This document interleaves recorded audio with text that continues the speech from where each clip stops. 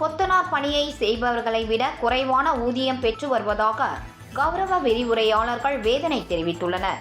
சென்னை பத்திரிகையாளர்கள் மன்றத்தில் அனைத்து அரசு கல்லூரி UGC தகுதி பெற்ற ஆசிரியர் கழக கௌரவ விரிவுரையாளர்கள் சங்கத்தினர் செய்தியாளர்களை சந்தித்து பேசினர்.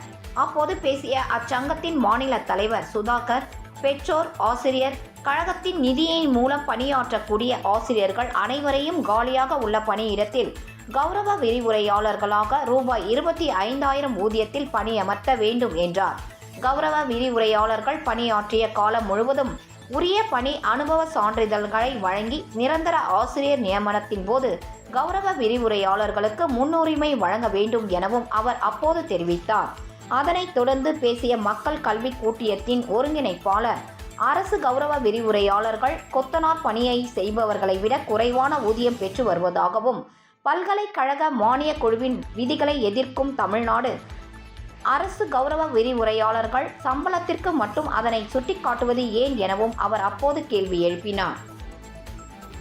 அனைத்து அரசு கல்லூரி UGC தகுதி பெற்றோர் ஆசிரியர் கழக கௌரவ விரிவுரையாளர் சங்கத்தின் சார்பாக மாண்புமிகு தமிழ்நாடு முதலமைச்சர் அவர்கள் மேற்கொண்டு வரும் பல்வேறு ஆக்கப்பூர்வமான முயற்சிகளும் நலத்திட்ட பணிகளும் பெரும் பங்காற்றி வரும் அதே நேரத்தில் தமிழ்நாடு முழுவதும் சுமார் 400க்கும் மேற்பட்ட பெற்றோர் ஆசிரியர் கழக கௌரவ விரிவுரையாளர்கள் UGC வரையறுத்த முழு கல்வி தகுதியுடன் PhD மற்றும் நெட் செட் கல்வி தகுதியுடன் மிக குறைந்த ஊதியத்தில் 6,000 முதல் 9,000 வரை 8 மாதங்களுக்கு மட்டுமே பணியாற்றக்கூடிய சூழலில் நாங்கள் தவிர்த்து கொண்டிருக்கிறோம்.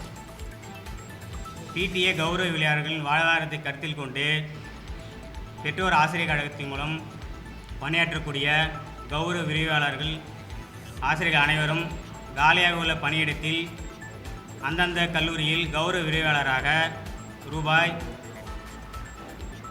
25,000 ரூபாய் ஊதியத்தில் நியமித்து மாணவர்களுடைய வளர்ச்சிக்காக மேலும் சிறக்க உழைத்திட உரிய பணி பாதுகாப்பை வழங்குமாறு மாண்புமிகு தமிழ்நாடு முதலமைச்சர் அவர்களை கேட்டுக்கொள்கிறோம்.